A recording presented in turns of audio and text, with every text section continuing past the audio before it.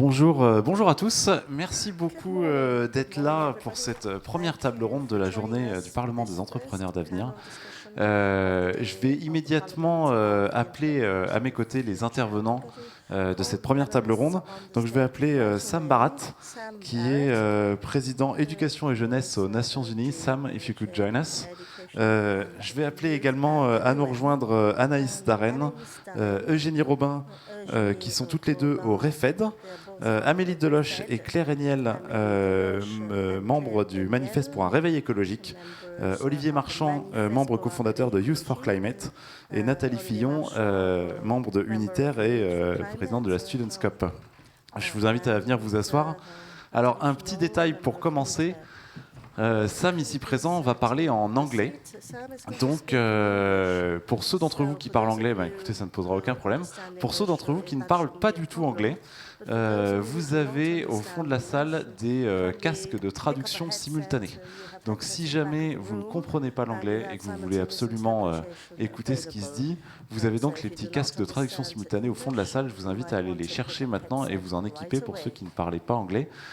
Pour les intervenants, donc ceux qui sont ici, vous avez effectivement sur vos sièges un petit casque de traduction simultanée. Donc si vous voulez la traduction, n'hésitez pas à vous en servir. Je vais commencer par me présenter. Je m'appelle Florent Guignard, je suis le cofondateur du journal Le Dranche. On est partenaire média du Parlement des entrepreneurs d'avenir et spécifiquement du Parlement des jeunes. Le Dranche, c'est un journal qui, pour chaque sujet d'actualité, présente le pour et le contre, écrit par deux personnes qui connaissent vraiment le sujet. Le but étant que les lecteurs puissent se forger leur propre opinion, puisque l'opinion est un élément fondamental pour passer à l'action.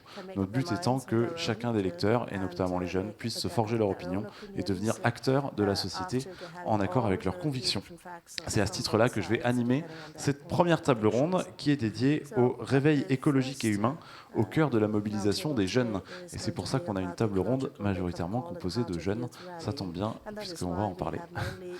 Je vais me tourner tout de suite vers Nathalie Fillon, puisqu'effectivement, il s'est passé hier, si je me souviens bien, la Students' Cup, avant-hier. Est-ce que tu peux nous expliquer ce qu'était que la Students' Cup et qu'est-ce que vous vous y êtes dit ?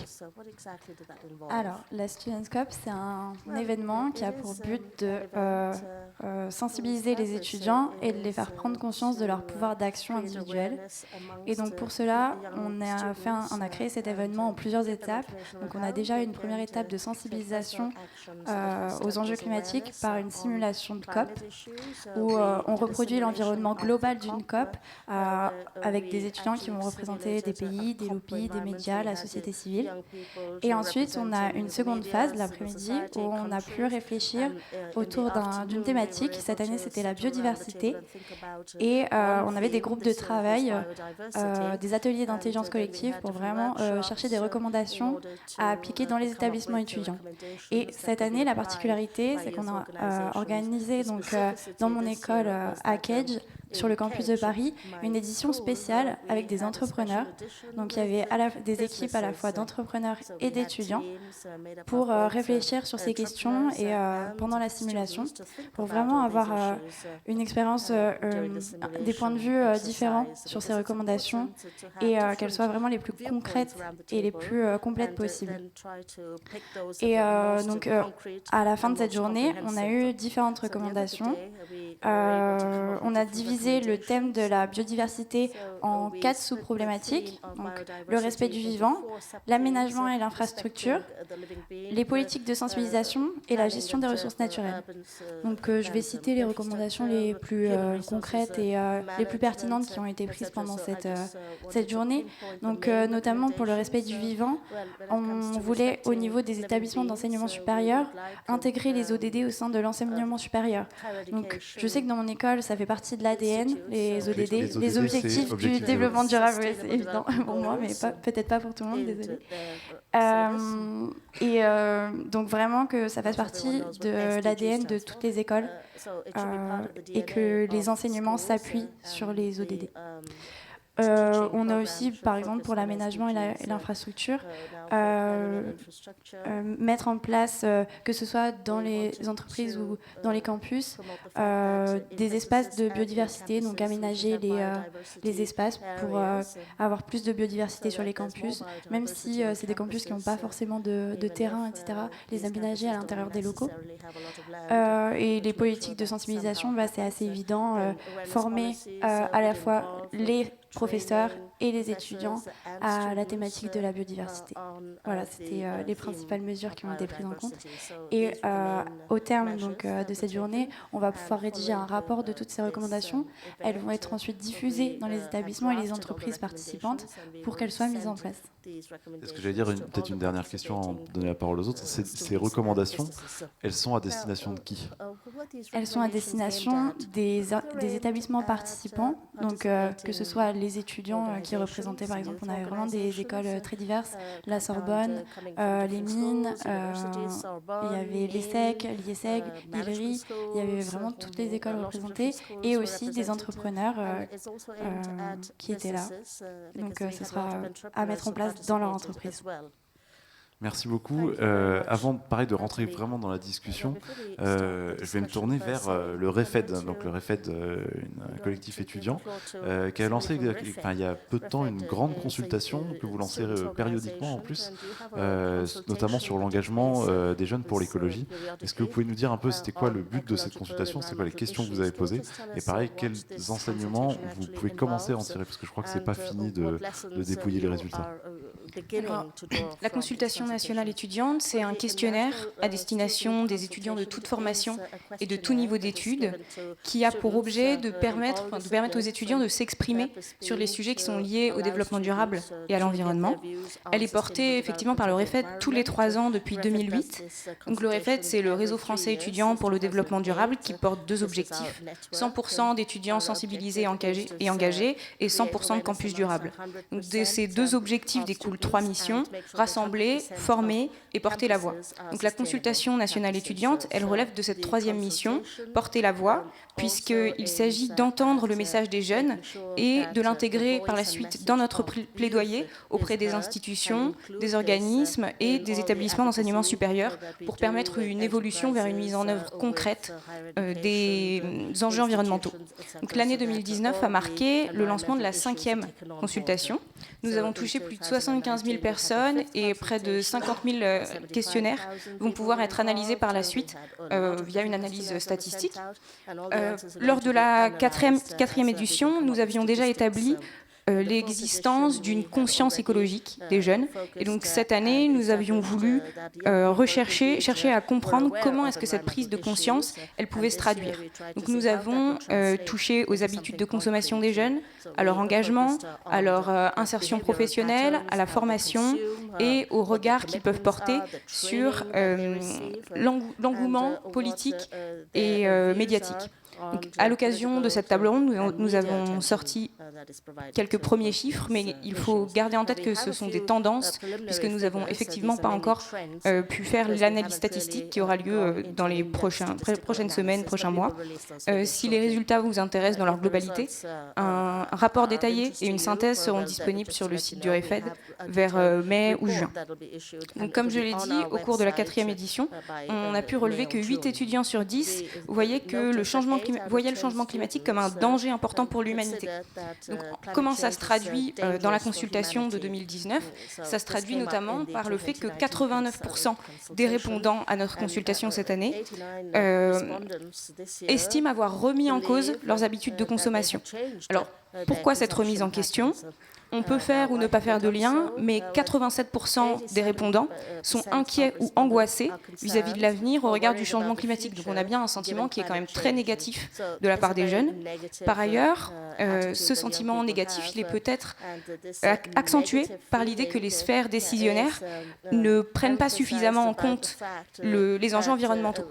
Alors comme on est au Parlement des entrepreneurs d'avenir, j'ai pris un chiffre qui a un lien avec les entreprises et 95% des répondants estiment que les enjeux environnementaux sont insuffisamment, voire pas du tout pris en compte dans les décisions des dirigeants d'entreprise. Donc, pour ma part, je pense que ce chiffre doit surtout montrer que pour les jeunes, les avancées actuelles sont vraiment insuffisantes et que nous attendons plus d'efforts et plus d'avancées de la part des politiques, de la part des dirigeants d'entreprise, de la part des citoyens, de tout le monde en fait. Donc voilà, ce sont juste de premiers chiffres pour l'instant dont on peut discuter si vous voulez et on en rajoutera peut-être d'autres pendant les discussions. C'est un jeu de premiers chiffres effectivement intéressant, ça fait écho à une enquête qui est sortie, le forum de Davos s'est ouvert effectivement il y a quelques jours et une enquête réalisée auprès des décisionnaires et dirigeants d'entreprise montrait que le changement climatique est arrivé seulement en 11e position dans la liste des risques pour le business et l'économie mondiale. Donc effectivement, ça illustre tout à fait la différence de perception. On a vu effectivement aussi plusieurs mouvements, alors j'en voyais qui hochaient la tête, mais il y avait donc le manifeste pour un réveil écologique, Youth for Climate. On sent qu'il y a une mobilisation des jeunes. Alors peut-être, Olivier, membre de Youth for Climate, alors pourquoi avoir lancé ce mouvement? Qu'est-ce que vous proposez? Est-ce que c'est nouveau cette mobilisation des jeunes? Est-ce que vous partagez un peu les constats aussi qui ont été évoqués? Alors ce mouvement il s'est lancé spontanément suite à la mobilisation internationale l'année dernière au mois de janvier, donc partout en France. Actuellement dans toutes les villes il y a des groupes Youth for Climate et on se mobilise donc la plupart du temps, tous les vendredis avant. Maintenant on organise des grèves, des marches mondiales, donc nationales. La prochaine c'est le 13 mars et donc on compte se mobiliser. Cette urgence, cette angoisse, on l'a évidemment et elle est de plus en plus présente parce que ça fait un an qu'on se mobilise, qu'on met la pression sur les politiques et qu'il n'y a absolument rien qui bouge. Et Greta Thunberg l'a rappelé hier, il y a 2 jours, au forum de Davos, en disant que voilà, elle a dit I want you to panic. Personne n'a paniqué réellement, ou du moins il n'y a eu aucune réaction des politiques. Les émissions de gaz à effet de serre ne diminuent pas, et donc il y a vraiment une urgence et elle est de plus en plus prégnante, oui. Justement, on a la chance d'avoir avec nous quelqu'un qui travaille à l'ONU, Sam. Effectivement, je vais faire écho à ce que disait Greta Thunberg, qui disait je ne peux pas dire qu'on ne m'écoute pas, on n'arrête pas de m'écouter. Et pour autant, ce que disait Olivier, les jeunes peuvent avoir l'impression que rien ne change. Alors déjà, peut-être, qu'est-ce que vous faites à l'ONU et est-ce que vous pensez que les jeunes, ou en tout cas cette angoisse de la jeunesse pour l'environnement, est suffisamment écoutée ou suffisamment entendue? Yeah, thank you. I think for us, we've got a lot of problems that lie in front of us, and the problems are just going to get harder to fix the longer we delay them. So I agree with the statement about we should be maybe not panicking, but definitely getting more active to address these problems. I feel like at the UN, I work on youth and education across the UN environment. We're doing lots of different things. So with the video gaming industry that reaches 2.6 billion people, we're asking them to put messages in games and decarbonise their platforms. We're also talking to higher education to build on what Natalie said earlier, to try and get them to think about skill sets and mindsets. So young people are making better choices that become habits with age, and also for universities to try and be more open-minded about changing curriculum that's often set in concrete so that it can be more adaptable for what young people want and what the world needs. So I think many of what people have said here is right. I feel for what we're doing at the UN is, I think for me, many people in either politics or the UN are a bit intimidated about how to really engage with young people in a meaningful and authentic way.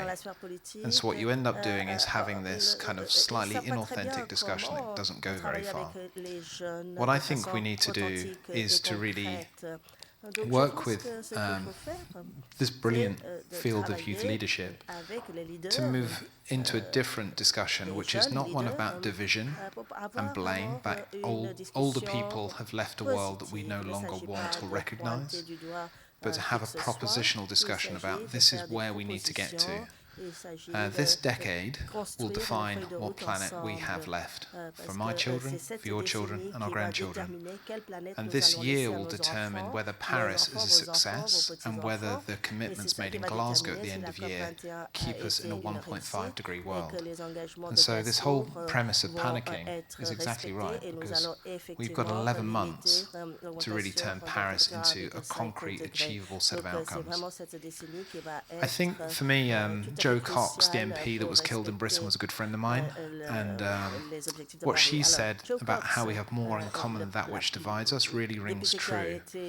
And so she died doing what she believed in, which is working for her people of Yorkshire. And I feel like, for me, the key thing is to have not another division that's left and right, or young and old, but to think about how we can have a manifesto for action that everybody agrees with, as opposed to a challenge where people feel paralyzed and do not know what to do. And so I think from the polling that was mentioned there about what do young people want, calling on higher education to change their agenda reflects what young people want.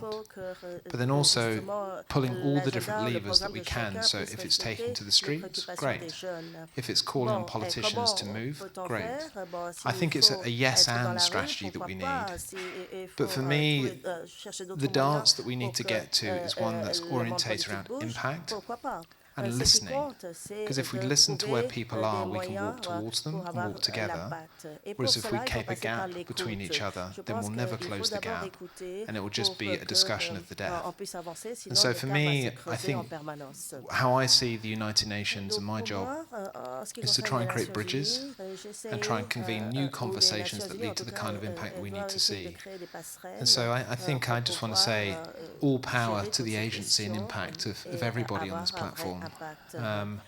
And our work with youth movements is, because we're a pretty small team, is to work with people like the World Scout movement to come up with a new framework for their work, which is around the Earth Tribe. So the Scouts come from nature, but nature won't be there for them to go to at the weekends on camps unless we fight for it. So how can they reframe what they do to rethink about their origins from the woods? The Girl Guides have a new framework called I Am Enough, which is for girl leadership and young women's leadership to say, I don't have to be everything, but I can be something. And I think for the youth movement, for me, I have it with my daughter who's 13, who gives me grief quite regularly about the kind of world that she wants. And I would say, for the people in this room, the people on this panel, we all can play our part. This movement shows that it isn't about specialists anymore. It's about everybody and generalists just having a voice. But I think it is about having a dialogue where we listen and really thinking about, okay, there are 3 things we really want you to do by September. Let's get that done. Then we move on to the next 3 things. So it's breaking down the ask so it's winnable, and just thinking about how we have different conversations where we can have the kind of world that we need. So I would say the fact we're even having this panel discussion where I'm the only one with grey hair is great. And I think for me, the call I would put out is be courageous. I think fight for what you believe in. But work with people and come from love, because I think if you come with that spirit, then you can win people over. If you come from bitterness or a grievance, then you can't win. And so I do think talking with our heart, not with our head, is how we can get into people and really kind of bring a new kind of movement together. So it's not divided by age, it's not divided by politics, but it really is a common way of really making the world we need. So thank you. Just very shortly before we keep going, you were saying we have 11 months to succeed, and we have to make this year what we should do to make Paris Agreement a success. From your personal point of view, are you confident? Est-ce que vous avez confiance? Est-ce que vous pensez que ça va avoir lieu?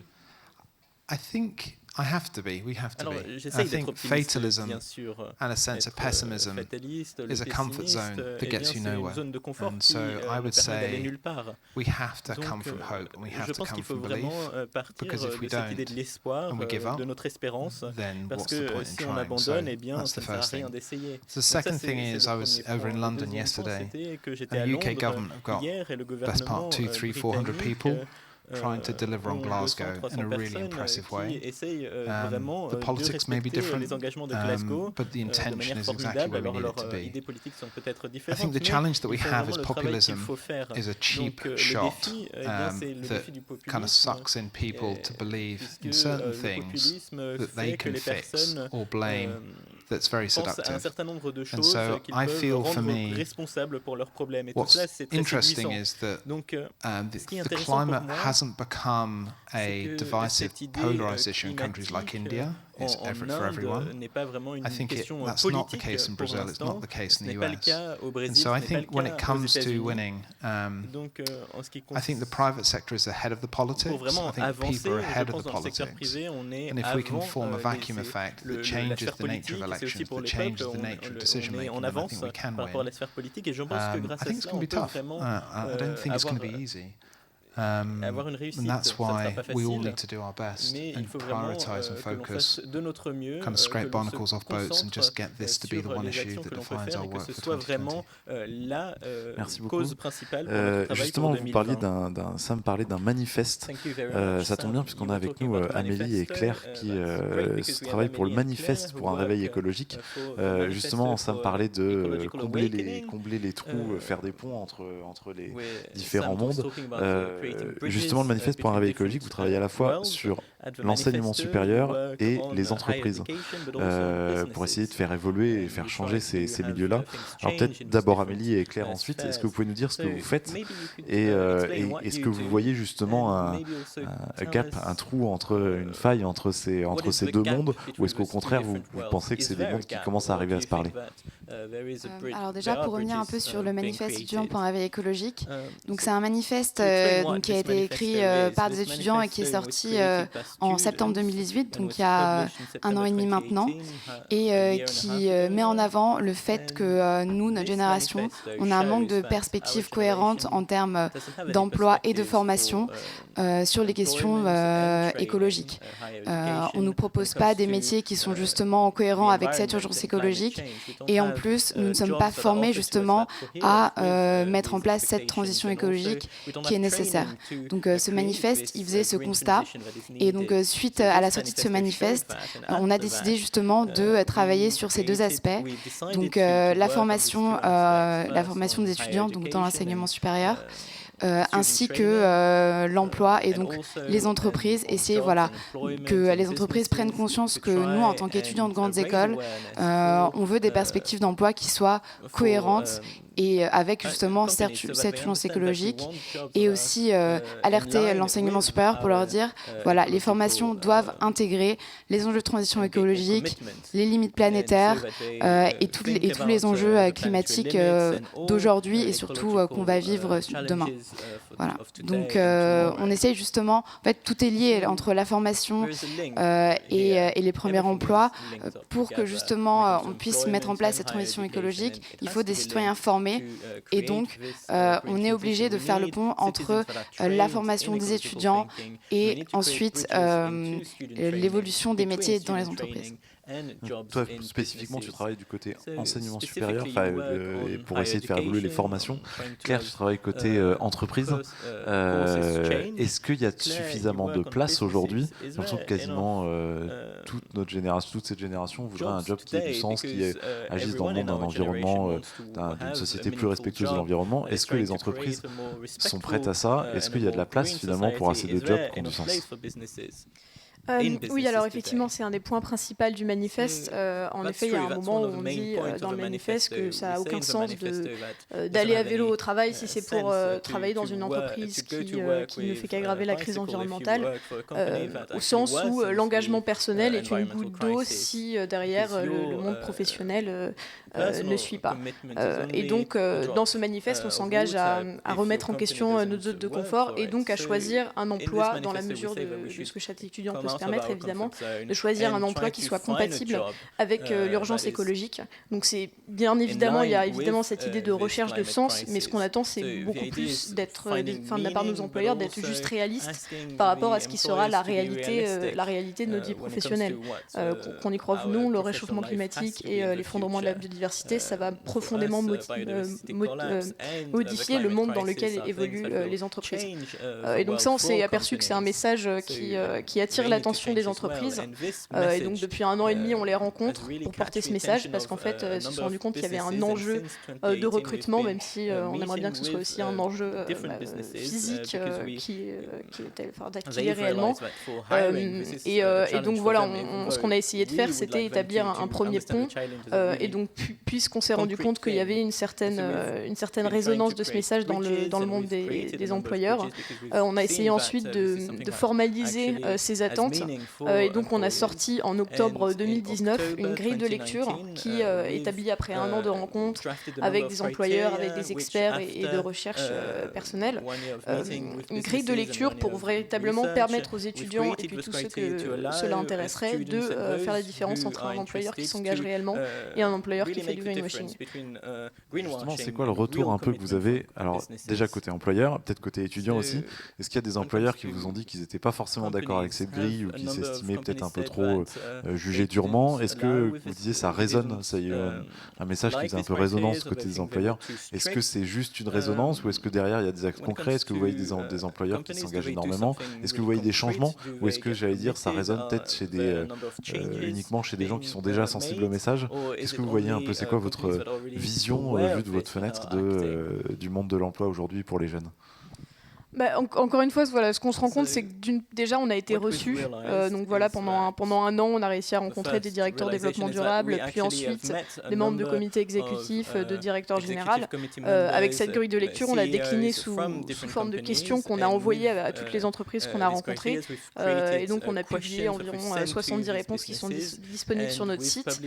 Et voilà, le fait qu'il y ait 70 entreprises qui aient répondu, comme un certain nombre d'entreprises du CAC 40 notamment, ça prouve qu'il y a cette attente, qu'il y a cette résonance. Alors voilà, ensuite, notre problématique, elle est vraiment d'essayer de faire en sorte que cette problématique, elle dépasse uniquement le département développement durable pour aller plutôt dans la direction générale de ces activités.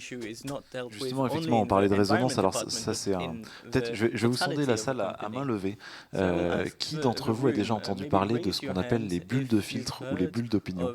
Ceux qui connaissent le terme. Il y a surtout des mains qui se lèvent au fond de la salle. Donc, je vois qu'il y a un groupe là-bas qui est particulièrement sensible à la question. Je vais faire peut-être pour tout le monde. Les bulles de filtre ou bulles d'opinion, c'est un phénomène qui est assez naturel, qui fait qu'au quotidien, on a tendance à partager ses avis, ses opinions. On a tendance à avoir des amis qui, en général, pensent la même chose que nous. Et il y a quelques temps, c'est un activiste états-unien qui a mis le mot là-dessus, qui a appelé ça filter bubble, en réalisant qu'en fait, non seulement ce phénomène était de plus en plus présent, mais qu'en plus, avec les algorithmes des réseaux sociaux, ce phénomène était énormément accentué. C'est-à-dire que tous les algorithmes adaptatifs, Facebook, YouTube, etc., en fait, nous montrent uniquement le contenu avec lequel on est déjà d'accord. Ce qui fait qu'en fait, on a l'impression d'avoir une vue sur le monde entier. Pour autant, au bout d'un moment, on voit plein de choses qui, en fait, sont exactement des gens qui pensent comme nous. Ce qui fait qu'au bout d'un moment, on a tendance à être enfermé dans une bulle, ce qu'on appelle bulle d'opinion ou bulle de filtre, bulle filtrante. Et ce qui fait qu'en ne voyant plus les autres, au bout d'un moment, on a tendance à ne plus les comprendre. Ça a des effets assez dramatiques qu'on a pu voir dans plein de pays. Avec l'élection de Trump, les États-Unis en ont beaucoup pris conscience. On a pu le voir avec les Gilets jaunes en France, on le voit avec l'environnement, avec la Catalogne en Espagne, avec le Brexit, quelque chose qui est très concret. Justement, ma question, peut-être pour le côté de l'environnement, est-ce qu'on n'est pas finalement un peu dans une bulle? Peut-être Anaïs, c'est quoi un peu ton impression là-dessus? Finalement, est-ce que c'est une préoccupation qui est partagée par l'ensemble de la jeunesse, peut-être par l'ensemble de la population, ou est-ce que en fait on est un petit groupe en fait de gens déjà convaincus qui parlent à des gens déjà convaincus? Alors en effet, c'est une question vraiment qu'on peut énormément se poser. Par exemple, le REFED, voilà, on voit le nombre d'associations de notre réseau, parce qu'on est un réseau qui augmente chaque année, le nombre d'événements, le nombre de projets étudiants qui augmente chaque année, etc. Mais c'est vrai que ça ne concerne pas, que tout le monde n'est pas concerné. concernés, qu'on ne voit pas tout le monde mobilisé, etc. Et on a souvent l'impression, en effet, d'être dans une bulle. C'est aussi pour cette raison que la consultation est très importante pour nous et qu'on a mis en place une méthodologie cette année pour toucher vraiment un maximum d'étudiants. On va interroger uniquement les étudiants, mais vraiment pour être représentatif, donc vraiment dans toute la France, dans tous les types d'établissements. Et c'est quelque chose sur lequel on a fait énormément d'efforts pour vraiment cette fois être représentatif et voir ça. Donc on va pouvoir voir ces résultats qui ont déjà été un peu énoncés par Eugénie. Donc cette conscience qui est quand même présente et on va essayer de voir un peu les niveaux d'engagement aussi des étudiants. Et je pense que pour revenir sur cette mobilisation, je pense qu'elle ne concerne pas tout le monde. Par exemple, sur les marches, les grèves du vendredi, voilà, on a un certain nombre d'étudiants. Ils ne sont pas tous présents, de jeunes aussi. Mais je pense qu'il y a d'autres types de mobilisation qu'on ne prend pas forcément en compte, parce que la mobilisation des grèves, des manifestations est très visuelle et très ponctuelle, mais il y a énormément d'autres types de mobilisation qui se font, notamment pour penser à la mobilisation personnelle, comme on a dit, dans le mode de vie, le mode de consommation. Et il y a aussi l'engagement associatif. Et après, on remarque aussi un engagement un peu plus profond, c'est-à-dire un engagement qui évolue. On voit beaucoup de retours à une volonté d'action locale et aussi, donc il y a le thème aujourd'hui, le réveil écologique et humain. On veut un peu plus de retour aux liens, de retour aux relations entre les personnes, et c'est aussi quelque chose qu'on voit beaucoup, c'est-à-dire beaucoup plus de réseaux de personnes, de collectifs qui naissent au fur et à mesure et qui essayent de recréer le lien, soit au niveau global, donc on a des réseaux internationaux, des réseaux européens et aussi des réseaux locaux. Donc c'est peut-être une bulle, mais on espère un peu que par ces liens qui essayent d'être recréés un peu partout, on va pouvoir au fur et à mesure toucher un peu tout le monde, même si évidemment tout le monde ne sera pas touché de la même manière. Claire, tu voulais réagir Évidemment, la tranche des jeunes, c'est une des tranches d'âge qui est la plus climato-sceptique, par exemple. Nous, on se rend compte, notamment avec le manifeste, en regardant les statistiques de signature par école, que ça dépasse la sphère qui est habituellement intéressée à ces enjeux-là.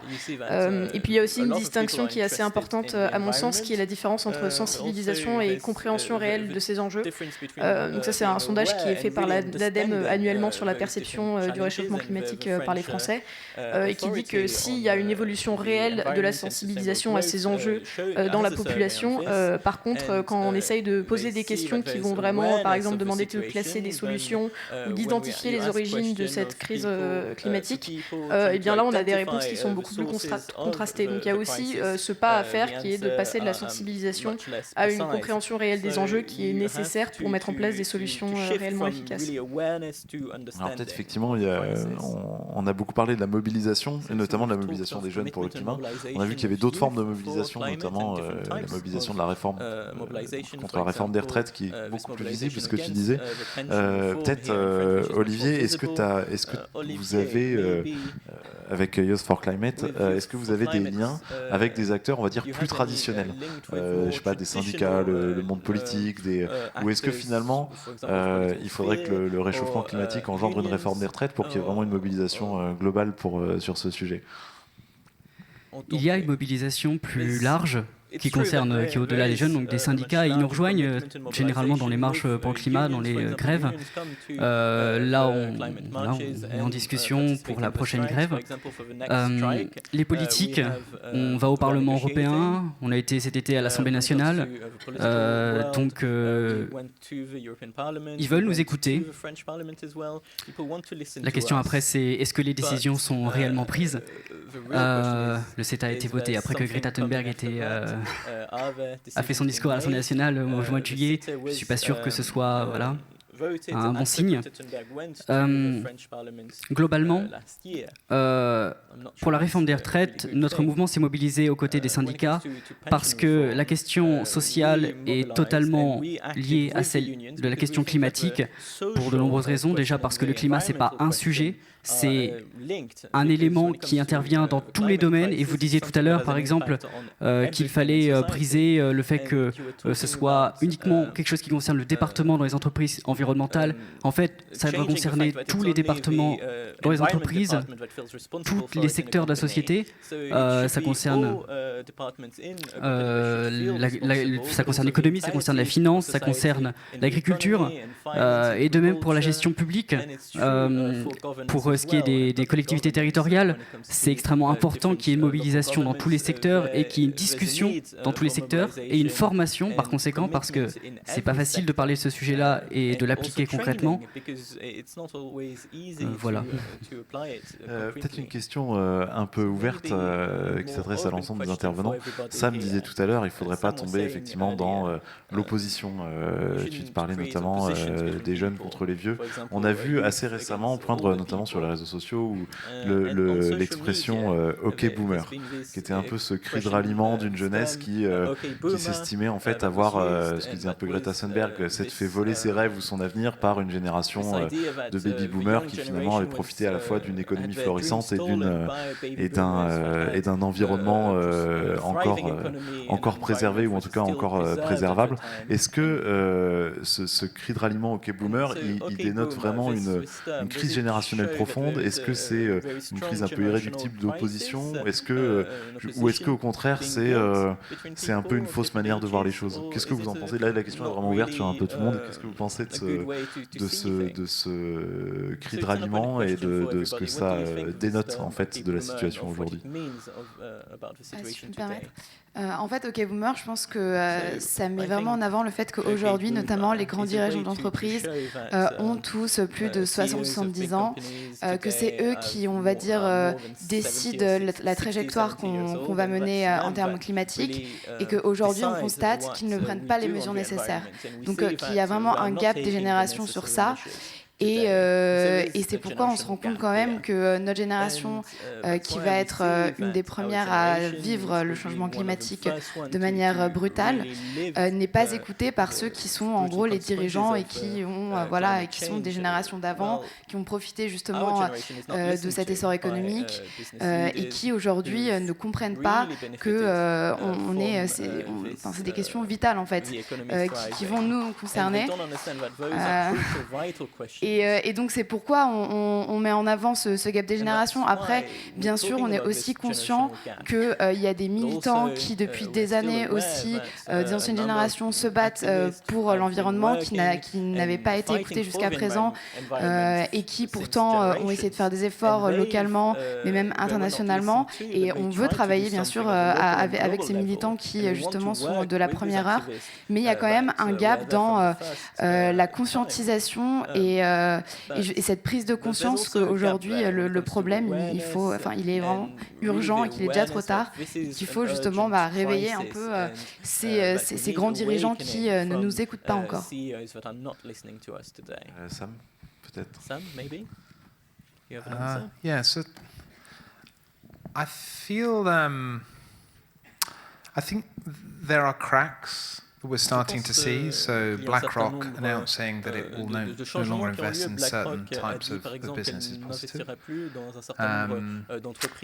I feel like what we're seeing with many energy companies, when I came into London, BP, British Petroleum, were telling me all these wonderful things they were doing on solar and renewables, which is just 1% of their portfolio.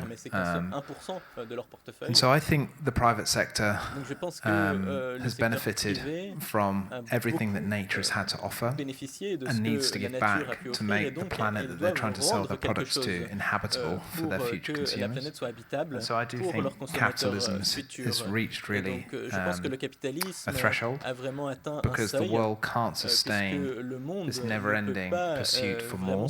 And so I think the way that we engage people around this, about what are our thresholds, what can the world cope with, and how do we give back, I feel like, for me, nature is a universal narrative that everybody loves. When we go on holiday, we're on the beach looking at the sea, we're up in the mountains, we're in the trees, we're getting away from our urban existence. And I think nature is a way that we can bring people together, and nature is the best solution we have to climate change out there. I mean, things that are brown and green, called trees, can suck more carbon than anything else, but they can only suck so much carbon. You have to pull the levers back to make it work. So I think when it comes to the boomer kind of narrative, I feel like people are fearful about what they might lose, but they are not aware of how much they will lose unless we change quickly.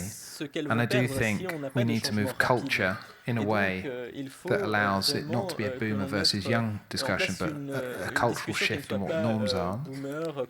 That gets defined by politics, that gets defined by our thought leaders, and that gets defined by the private sector, and that gets defined by young people calling it and saying enough. So for me, I feel like in my job at UN Environment, I have a very humble role where I can only do so much, but I think education systems have got to change faster, and that can unlock transformational change. And they need to think about curriculum to empower students to live in a world that is the kind of world they want to live in, rather than just be taught stuff they can't deploy. And I also think that, I'd say the private sector, like the banging on the doors that I'm hearing by people on this panel to ask questions, to push the agenda, I think is exactly what we need to do more of. And just on your question on filter bubbles, I feel like globalization allowed trade to flow, some would say unequally in many places. Social media allowed information to flow. And I do think, for me, on this new ecological consciousness that we need to bring in, we need to find a new way of allowing that to flow so people can think about the role that they can play in that space as well. So my takeaway on this panel is that I think for youth and higher education, let's really think more deeply about what we can do and quickly. There's a friend from Kedge here, and I work on the Higher Education Sustainability Initiative, and I think this has given me a lot of thoughts about what more we can do. And I'd also say my other thing is just the European Union has many problems, but we need to switch from a competition framework to a collaboration framework. And what the European Union has on the Green Deal is yards ahead of anything else.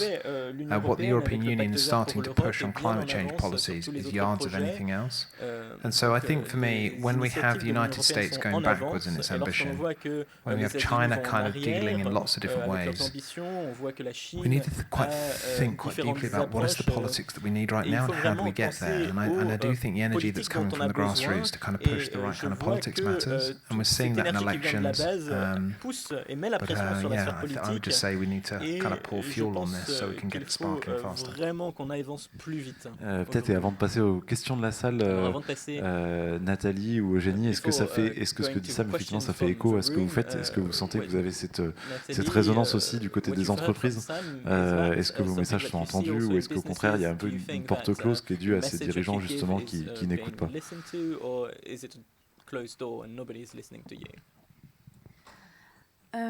Pour parler de la Students' Cup, nous on a vraiment voulu faire participer les entrepreneurs, et donc c'est des entrepreneurs qui faisaient partie du réseau Entrepreneurs d'Avenir, donc c'est des entrepreneurs qui étaient déjà sensibilisés au sujet, donc forcément ils nous écoutaient, ils nous entendaient, et ils voulaient mettre en place, ils ont envie de mettre en place les recommandations qui ont été prises, en plus c'est eux qui les ont rédigées avec les étudiants, donc à partir de là, oui, je pense qu'on est entendu par des convaincus, mais les grands dirigeants d'entreprise du CAC 40, c'est pas forcément évident pour tout le monde, et c'est peut-être là le problème. Il faudrait que vraiment ce soit diffusé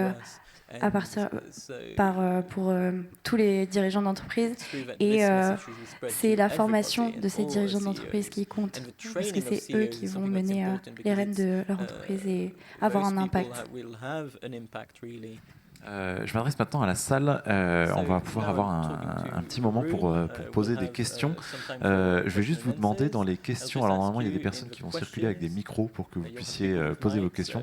Je vais juste vous demander dans vos questions déjà si vous pouvez vous présenter, préciser pour qui est la question, si elle est destinée à une personne en particulier, et rester assez court dans vos questions pour qu'on ait le temps de prendre plusieurs questions. Il y avait des questions là-bas. Bonjour, moi je m'appelle Marie-Lorraine Martin, je suis consultante en communication et diplômée du CELSA. Et donc je fais un pont sur les grandes écoles. On a beaucoup parlé des mobilisations des étudiants des grandes écoles. Et je suis diplômée d'une grande école, mais j'avoue que ça me gêne un peu. Quid des autres étudiants, des autres jeunes. Je pense que je me sentirais un petit peu exclue si j'étais en plus peu diplômée et avec des problèmes d'emploi. Donc là, c'est une question qui s'adresse un peu à vous tous. Et après aussi, dans la question de l'entre-soi, on parle beaucoup des boîtes du CAC 40. On sait que l'emploi, il est quand même aussi beaucoup dans les petites entreprises. Je sais que c'est difficile d'aller voir toutes les PME de France, mais quel type d'action pourriez-vous envisager pour sensibiliser les PME? Et enfin, une petite remarque, je ne pense pas qu'il y ait beaucoup de PDG du CAC qui aient 70 ans. Ils ont plutôt 50 ans, à mon avis. Voilà, merci. Effectivement, alors merci beaucoup pour la question. Qui souhaite répondre sur ce côté voilà. Juste sur la première partie, vous parlez effectivement des étudiants qui sont moins diplômés. Nous, dans notre consultation nationale étudiante, on a justement essayé de faire parler tous les étudiants, peu importe leur formation, que ce soit BTS, IUT, issus des universités, des écoles de commerce ou ingénieurs, etc. Parce que c'est vrai que les étudiants mobilisés, souvent, c'est des étudiants qui sont assez diplômés, et il y a quand même cette image qui est renvoyée des personnes qui luttent pour l'environnement parce que ils ont les moyens de le faire. Et c'est vrai que chaque personne doit être entendue, et c'est effectivement ce qu'on essaye de faire. Après, à voir si ça fonctionne et les résultats qu'il y aura dans notre consultation. Mais ce combat concerne tout le monde, en fait. Donc, effectivement... oui, pour répondre à ça, moi, je suis d'accord avec vous, effectivement. L'ensemble des étudiants doivent se sentir concernés par ça. De toute façon, on ne peut pas s'occuper de la question environnementale sans avoir une dimension sociale en plus. Pour ce qui est, effectivement, on parle beaucoup des entreprises du CAC 40. C'est vrai, nous, on se rend compte, moi-même, je viens d'une grande école, et c'est vrai qu'on se rend compte que, effectivement, les PME ont du mal à rentrer dans ces environnements-là. Par exemple, il suffit de regarder les tarifs d'entrée des forums des métiers dans nos différentes écoles pour se rendre compte qu'effectivement, il y a une claire barrière, et c'est quelque chose à prendre en compte. Effectivement, nous, on a commencé à s'intéresser d'abord aux boîtes du CAC 40 parce qu'elles sont une grosse partie du problème. Mais justement, ce qu'on essaye de faire en donnant aux étudiants des outils pour s'orienter en accord avec la crise environnementale, c'est aussi de se rendre compte que c'est absolument pas la seule solution, comme on nous le présente souvent dans nos écoles, qu'il y a d'autres options qui sont parfois beaucoup mieux, beaucoup plus engagées. Et voilà. Et donc, pour rebondir un peu, une solution qui pourrait être trouvée et qu'on essaye de porter la plupart du temps, ce serait vraiment une formation de base pour tous. Donc, on va aller voir du côté de l'enseignement supérieur et essayer de voir si on ne peut pas élargir un peu, ou même créer tout simplement cette base de connaissances pour tous. D'une part, qu'on puisse être à peu près à égalité, parce que je pense que finalement, comprendre ces enjeux, c'est pas si simple. Du coup, il faudra déjà qu'il y ait une base de connaissances pour tous, et ensuite, après, pour chaque métier, qu'on puisse intégrer ces enjeux entièrement. Donc c'est un peu un espèce de plaidoyer qu'on va porter, c'est vraiment que l'ensemble de l'enseignement supérieur puisse intégrer les enjeux environnementaux et climatiques dans sa formation. Après, sur le reste des campus en général. Après, il y a autre chose, c'est qu'on puisse donner à l'occasion de chacun de s'exprimer. Parce qu'il y en a peut-être qui sont en effet plus écoutés que d'autres. Et là, ça fait aussi partie, ça peut aussi être un enjeu de l'enseignement supérieur, qui est de donner un peu les clés aux étudiants, de pouvoir s'exprimer un peu plus. Quelque chose qu'on essaye de faire en ce moment, c'est de parler avec beaucoup plus d'acteurs qui ne seraient pas vraiment directement sur ces critères environnementaux, mais qui seraient un peu plus les vice-présidents d'université, les syndicats et les autres collectifs, la solidarité internationale, etc. Donc on essaie un peu de créer des liens pour qu'on puisse vraiment donner les clés un peu à tout le monde, déjà d'avoir des connaissances de base et de pouvoir agir sur ces sujets. Et pour répondre complètement à la question, un rapide fact-checking sur l'âge moyen des patrons du CAC 40 nous montre que 2 patrons du CAC 40 ont moins de 50 ans, 25 ont entre 50 et 60, et 13 ont plus de 60 ans. Est-ce qu'il y avait d'autres questions? J'ai vu d'autres mains qui s'étaient levées. Alors, on va prendre des questions de ce côté-là. Philippe Garcin, je suis consultant et facilitateur pour relier l'homme, la nature et l'économie à l'infini. 2 témoignages plutôt que des questions à propos des bulles. À l'automne dernier, il y a eu les rencontres Convergence et puis les universités d'été de l'économie de demain. Dans ces 2 événements, sur 4 jours, ici, on est nombreux à avoir constaté qu'il y avait beaucoup de gens qu'on ne connaissait pas. Et ça me donne beaucoup d'espoir. Les bulles s'élargissent. Deuxième témoignage, lundi, j'anime une réunion de travail dans une grande entreprise du CAC 40 qui nous demande de l'aider, de l'accompagner pour faire converger sa stratégie de développement avec sa stratégie de développement durable. Merci beaucoup pour ce témoignage. On va prendre une autre question. J'avais vu d'autres mains qui se levaient. Merci. Bonjour, je m'appelle Claire. Hier, on a entendu la petite phrase un peu connue selon laquelle on ne peut pas régler les problèmes à partir du même niveau de pensée avec lesquels on les a générés, donc de Einstein. C'est une phrase qui m'inspire beaucoup. Et moi, ce qui m'intéresserait de savoir, c'est dans vos grandes écoles ou dans vos écoles, est-ce que vous êtes formés toujours un peu à l'ancienne? Est-ce qu'il y a des évolutions dans la façon de transmettre?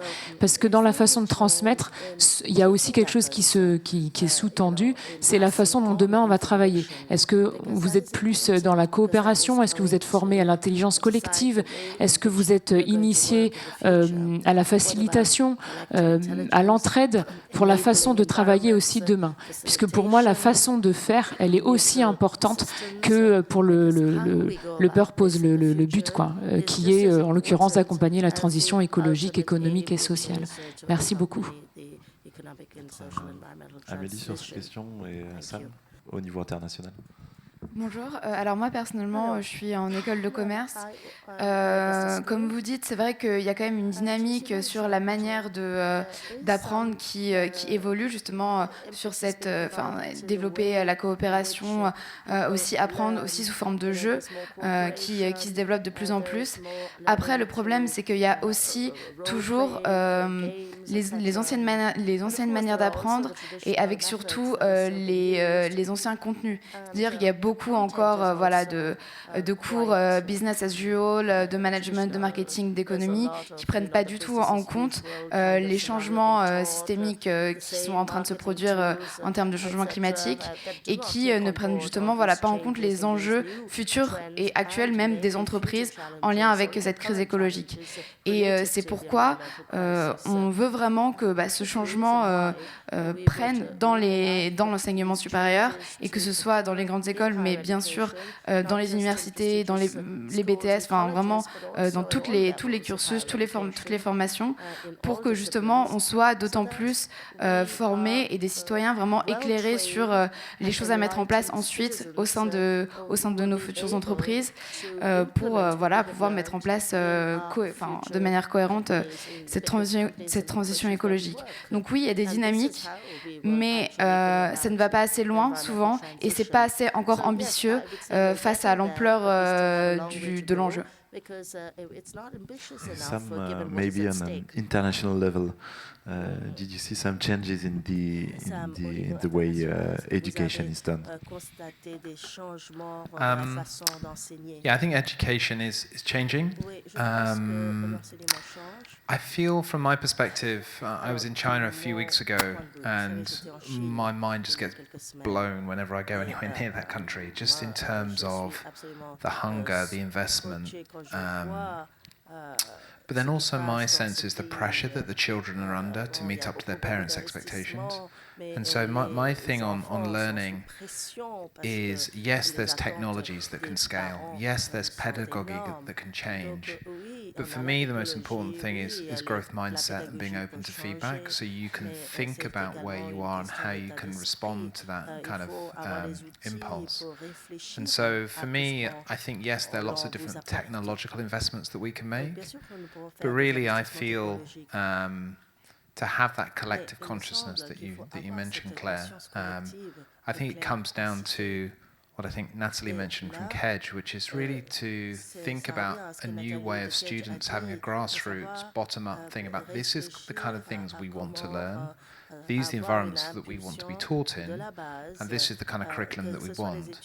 And so I think the global goals and the SDGs have a top-down framework that can be adapted to give people lots of different ways within which you can have an education that makes you the kind of leader that we need to see, makes you the kind of parent that you should be for your children, but then also the right kind of citizen in the world, so you have the civics that can make a difference, so that we are community-orientated in how we work with each other, rather than just coming from very kind of a certain set of impulses.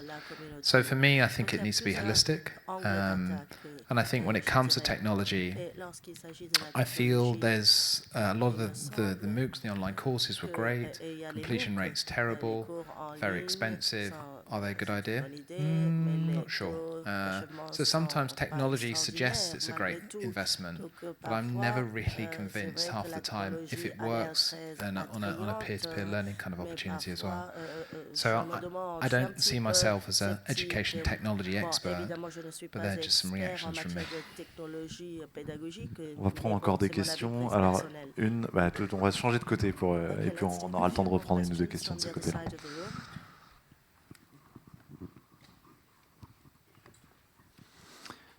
Oui, bonjour, Bertrand Séné, donc je suis économiste et écologiste.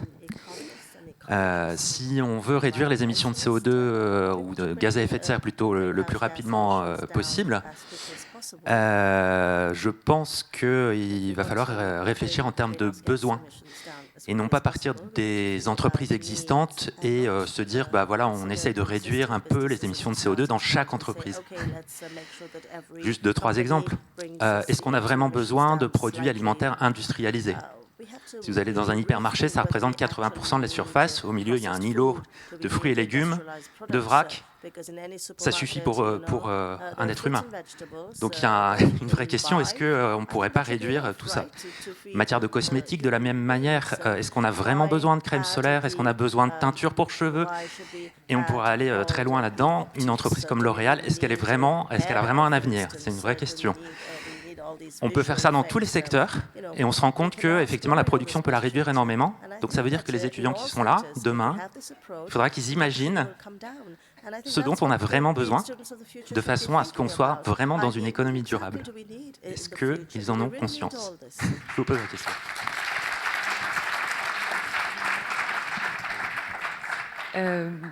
Alors, déjà, j'aimerais revenir sur la manière de collaborer et de travailler, tout ce qui est intelligence collective, etc. C'est quelque chose qui est très important et qui, en effet, devrait être enseigné ou alors enseigné de cette manière.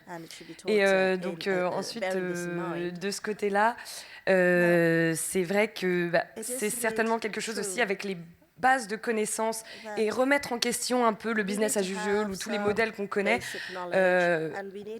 Si ça peut être enseigné à tous comme une base de pouvoir remettre en question de ces modèles-là, d'être très flexible, c'est peut-être justement quelque chose par lequel on peut commencer, former tout le monde. Les prochains qui vont créer des entreprises, les prochains qui vont aller travailler pourront au fur et à mesure, on espère assez vite, justement changer un peu la manière dont on voit les choses. Faudrait que ça bouge beaucoup plus vite, mais du coup la formation, je pense, justement assez différente de celle qu'on a actuellement, pourrait faire évoluer la manière dont on produit, dont on consomme et dont on veut vivre en fait assez vite. Je vais rebondir juste sur la dernière phrase qui était intéressante. Vous dites imaginez peut-être demain les besoins, les vrais besoins. Je pense qu'on peut plutôt demander aux gens ce qu'ils ont besoin vraiment aujourd'hui.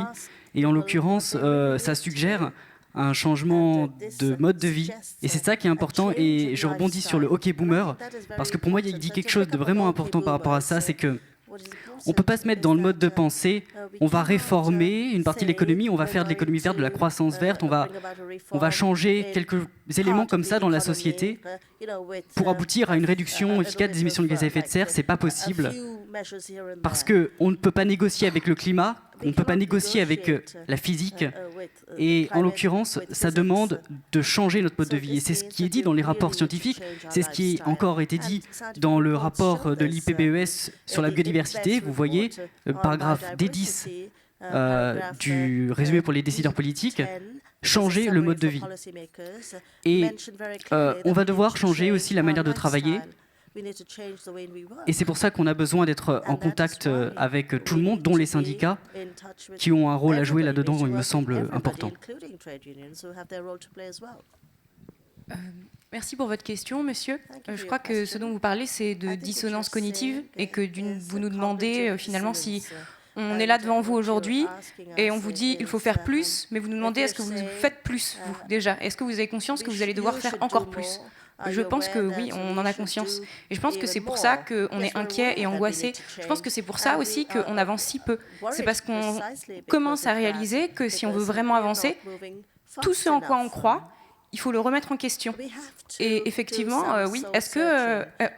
aujourd'hui, nous, on commence à le faire. Je pense que toutes les personnes qui sont ici commencent effectivement à remettre nos habitudes en question. Mais c'est difficile parce qu'on le fait et la société, elle nous regarde et elle nous dit « Mais pourquoi tu fais ça? Comment ça? Tu viens pas à Hong Kong pendant 2 semaines en vacances?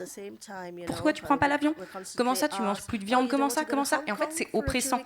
C'est oppressant d'une certaine manière, je pense. Et vous avez raison, monsieur, mais je pense qu'il faut tous aujourd'hui qu'on en prenne conscience et qu'on avance dans ce sens-là.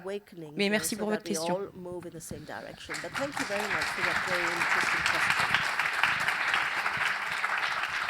On va pouvoir prendre une autre question. Je crois qu'il y a une dame qui était désespérée de poser sa question.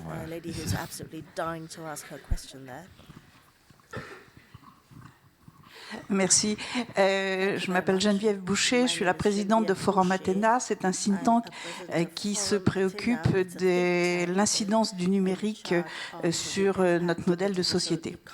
Je voudrais réagir sur OK Boomer et renchérir sur l'intervention de ma voisine de gauche. Chaque génération a ses cons. Chaque génération. Donc les 60 ans, 70 ans, je ne sais plus à quel âge vous les mettez, les boomers, il y a des cons, puis il y en a des formidables. Et d'ailleurs, vous l'avez souligné. Hein.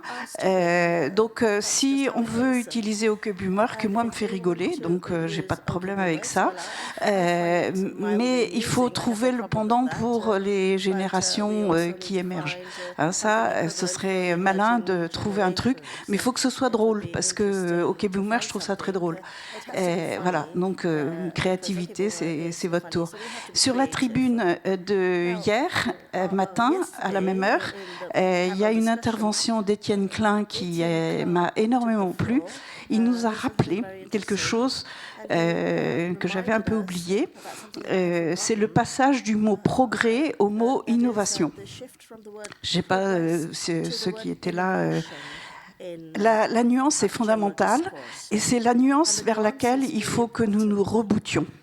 C'est-à-dire que le progrès, ça veut dire il y a l'environnement. Alors, accessoirement, je suis futurologue cybernéticienne, donc c'est un peu mon métier.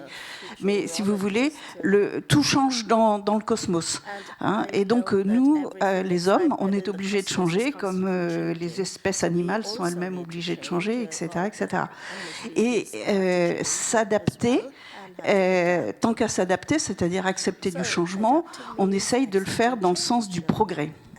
Et au lendemain de la guerre, de la dernière guerre mondiale, on a abandonné le mot progrès qui avait une très mauvaise connotation parce que la dernière guerre mondiale, les images qui nous arrivent, même si on l'a pas vécu, ça fait pas envie. Donc on a abandonné le mot progrès au profit du mot innovation. Et ce que nous a rappelé Étienne Klein hier, hein, c'est que le mot innovation, il dit « je fais table rase de ce qui existait et je vais mettre autre chose à la place. Et il dit, vous devriez revenir au mot progrès. Et moi, s'il y avait qu'une chose que je voudrais retenir, c'est ça. Et votre génération, il faut qu'elle réfléchisse au retour à la notion de progrès. Ensuite, quand vous parlez de adaptez-vous, privez-vous de viande, de voyage, de je ne sais pas quoi, etc., etc. Je pense qu'il faudrait que vous concentriez vos efforts sur un sujet sur lequel on travaille énormément à Forum Athéna, et qui est le sujet suivant. Le système dans lequel on est. Et dans ses fondamentaux, par exemple dans son système monétaire, il est basé sur le toujours plus. Donc, attaquez-vous aux problèmes de fond, pas privé de viande, quoi. C'est bien, il faut le faire, ne loupez pas ça, mais concentrez-vous, surtout quand vous êtes dans des grandes écoles. Voilà. Merci beaucoup. Alors donc peut-être juste une réaction là-dessus, finalement, qu'est-ce que ça fait écho? Est-ce qu'il faut du progrès ou de l'innovation? Est-ce qu'il faut, ça faisait un peu écho à ce que tu disais Olivier, mais est-ce qu'il faut améliorer le système ou au contraire en faire quelque chose de complètement différent? Est-ce que quelqu'un souhaite je pense que il faut vraiment agir dans tous les sens et de cette manière, Jeffrey Sachs, dont j'ai assisté à une de ses conférences lundi, le disait, les efforts, ils ne doivent pas venir simplement des politiques du haut, ils doivent aussi venir de tous les espaces, donc de toutes les personnes, de tous les individus qui sont engagés, et donc ça vienne du haut et du bas également. C'est vraiment le climat et les enjeux climatiques, une question qui doit rassembler tout le monde. Et je pense pour ça que le fait de manger moins de viande, le fait de plus prendre l'avion, c'est des éléments qu'on doit intégrer aussi. Et changer le système monétaire, évidemment, c'est hyper important. Mais nous, en tant qu'étudiants, quand on porte la voix étudiante, ce qu'on veut, c'est vraiment toucher tous les étudiants. Et les étudiants, ils ne peuvent pas forcément réfléchir tous à des enjeux aussi importants que le système monétaire, mais ils peuvent avoir un impact dans leur mode de vie.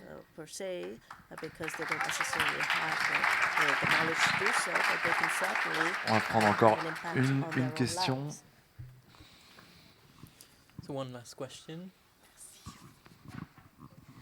Oui, donc j'ai beaucoup apprécié en fait toutes les interventions jusqu'à maintenant, hier aussi.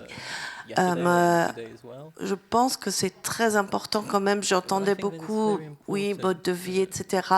Et puis influer sur les enseignements, les formateurs, les entreprises. Mais je pense qu'il y a vraiment un gros problème de système économique.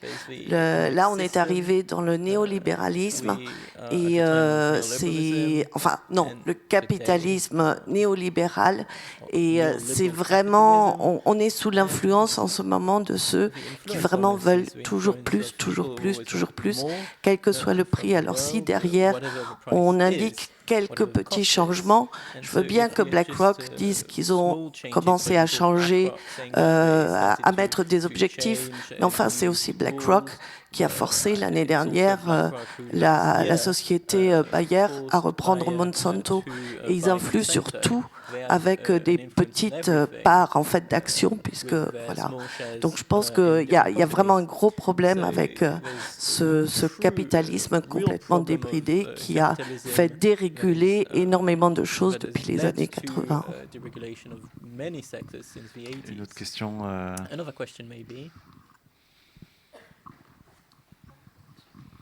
Merci, bonjour à toutes et à tous. Jean-Christophe Carteron de Cage. Pour reprendre les éléments que disait tout à l'heure Sam, essayer de trouver les choses qui nous réunissent plutôt que les choses qui nous séparent. J'avais une question pour les étudiants, parce que c'est quelque chose qui me taraude depuis un paquet d'années. C'est que Madame disait tout à l'heure que toutes les générations a son pourcentage de cons, et je pense que c'est assez vrai. Et c'est vrai pour les générations, mais c'est aussi vrai évidemment pour les différents secteurs. Il y a a priori la même proportion de cons dans l'enseignement supérieur, chez les syndicalistes, chez les patrons, etc., etc. Après, c'est quel système on met en place et qu'est-ce qui va ou pas favoriser des comportements vertueux ou des comportements à l'inverse. Et je pense que le système global nous incite pas forcément à avoir des comportements vertueux. Le système de compétition fait que si mon école monte dans les classements, c'est vachement bien pour moi, et même si c'est au détriment des autres. Donc il y a un moment, et c'est la même chose, la télé me dit qu'il faut que je consomme, sinon je suis rien, etc. etc. Et j'avais une question pour vous, les plus jeunes. C'est est-ce que vous êtes posé la question de pourquoi des gens a priori pas complètement pourris, pas complètement demeurés, prenaient des décisions à la con? Et je pense que c'est, à mon avis, c'est quelles sont les bonnes raisons pour faire des choses stupides.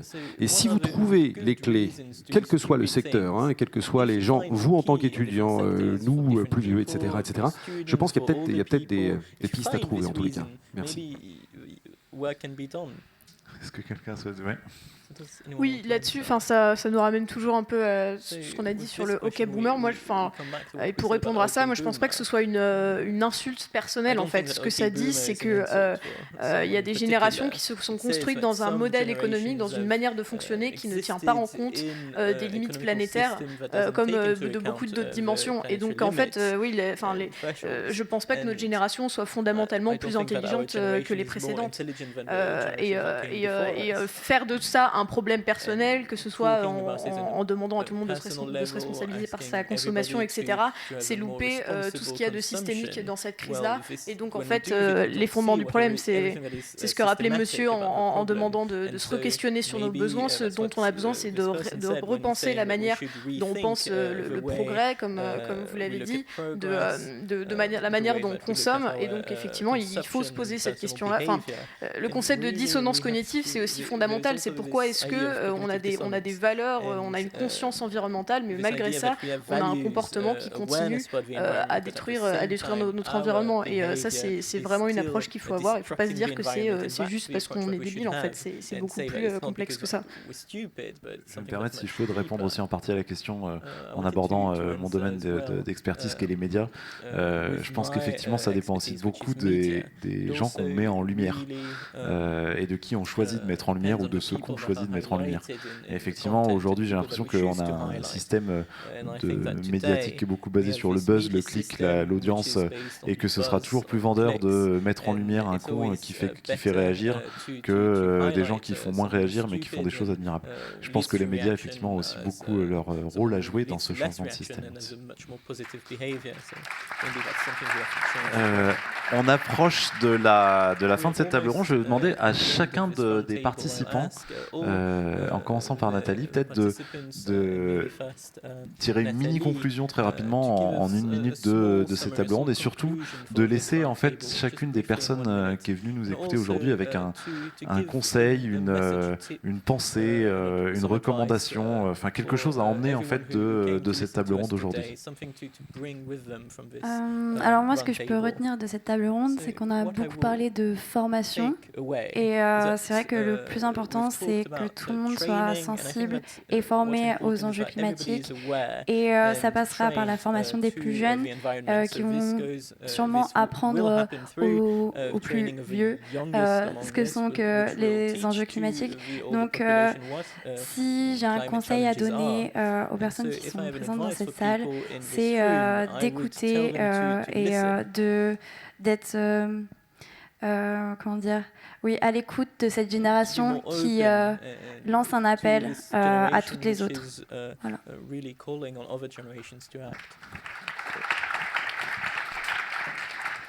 Eugénie, ton conseil, ta conclusion et ton conseil.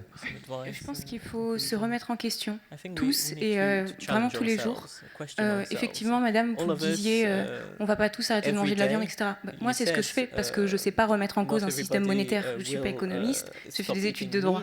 Donc, je ne vais pas faire ce que vous dites, mais je pense que chacun, on a notre pierre à apporter à l'édifice. Chacun, on peut faire quelque chose à notre hauteur et en adéquation avec des valeurs communes. Donc, j'ai ce conseil et une demande, marchons tous dans la même direction, parce que je pense qu'on va tous au même endroit quand même.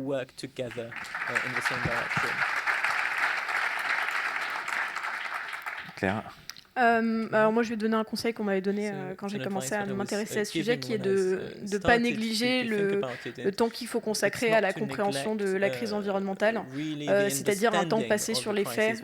Moi, par exemple, je viens beaucoup d'une formation, et c'est le cas d'énormément de formations, où on a tendance à vouloir se précipiter sur les solutions, sur la recherche de comment résoudre ce problème, mais un problème ne peut pas être correctement résolu s'il n'est pas correctement posé. Donc voilà, ne pas négliger ce temps qu'il faut passer dans des rapports un peu fastidieux comme celui du GIEC ou de l'IPBES pour vraiment être capable de comprendre ce problème-là et puis pouvoir ensuite évaluer de manière critique les solutions qui sont proposées.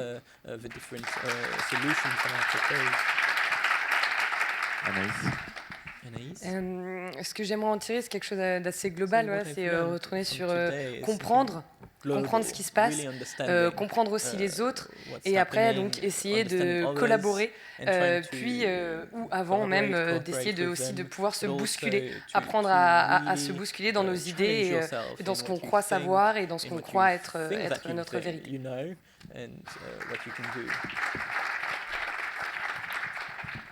Sam. I think there's a lot that I'm going to take away just from listening. And so I think one of the things we do at the UN every 2 years, a UN Environment Assembly. So I think I'd like to think about how we can have a youth UN Environment Assembly, and many of the people on this panel I think would have a lot to offer on that.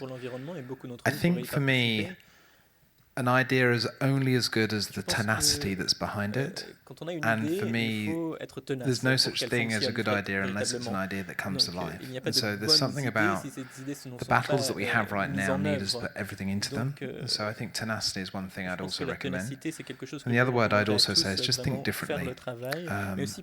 I think everything we've done so far can inform what should come next, but I agree with some of the thinking that came from the back of the room about let's question where we are and what more we can do. So I always think that it's the unexpected that unlocks, and so always be open to where that might come from. And my final thing is have a reverence and for nature, because I think nature can give us so much, both in terms of spiritual renewal, like a redemption story about how things can come back, and the connection that nature can give us is, I think, transformative, and getting people to spend more time in nature. The UN was born in nature. In Muir Woods in San Francisco, FDR brought people together after World War II, and it led to the creation of the UN. And I do think what comes from the trees is what can help us be a better species in the world, because it connects us back to what gives us so much. Cette connexion à la nature qui nous donne beaucoup. Amélie. Moi, je reprendrais les mots de Pablo Servigne qui disait que, en gros, l'utopie a changé de camp. Il y a quelques années, les utopistes, c'était ceux qui pensaient qu'une transition écologique était possible. Et aujourd'hui, les utopistes, c'est ceux qui pensent qu'on peut justement continuer ce modèle économique sans rien changer. Donc déjà, on a évolué là-dessus. Et puis, je parlerai aussi d'un conseil qu'on m'a donné. C'est vrai qu'on peut...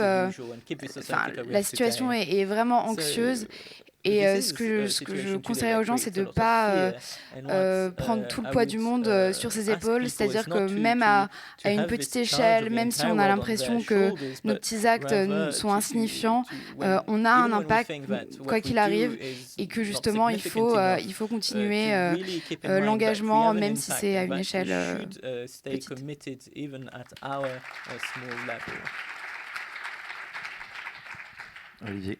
Olivier. Moi, je finirai sur une petite citation d'Antoine de Saint-Exupéry qui m'a beaucoup inspiré, qui figure en tête du dernier rapport du GIEC, Changement climatique 1,5 degré Celsius. Pour ce qui est de l'avenir, il ne s'agit pas de le prévoir, mais de le rendre possible. En l'occurrence, rejoignez cette jeunesse qui se mobilise, rejoignez-la dans la rue le 13 mars. Voilà. Merci beaucoup. Et je vais ajouter moi-même du coup mon conseil pour vous dire effectivement déjà que je ne saurais que vous encourager à suivre l'ensemble des initiatives qui sont là. Vous avez la liste, hein, mais on a eu de la chance d'avoir une table ronde avec des gens qui font des choses extraordinaires, donc n'hésitez pas déjà à les suivre, et surtout à les encourager, à les rejoindre dans leur démarche. J'en profite aussi pour dire qu'avec le Dranche, on essaye de mettre justement en lumière et en réflexion ce type d'initiative. On essaye de mettre toujours le pour et le contre pour faire réfléchir les gens et les faire sortir de leur bulle d'opinion. Le site est gratuit et sans publicité, donc n'hésitez pas à lire le Dranche ou d'autres choses qui vous font réfléchir et vous font agir.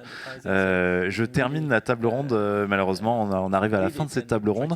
Vous aurez le temps de discuter avec l'ensemble des participants entre les différentes tables rondes. Je tiens à vous dire un énorme merci d'avoir assisté à cette table ronde, un immense merci d'être venu ici aujourd'hui et je vous souhaite une excellente fin de journée à tous.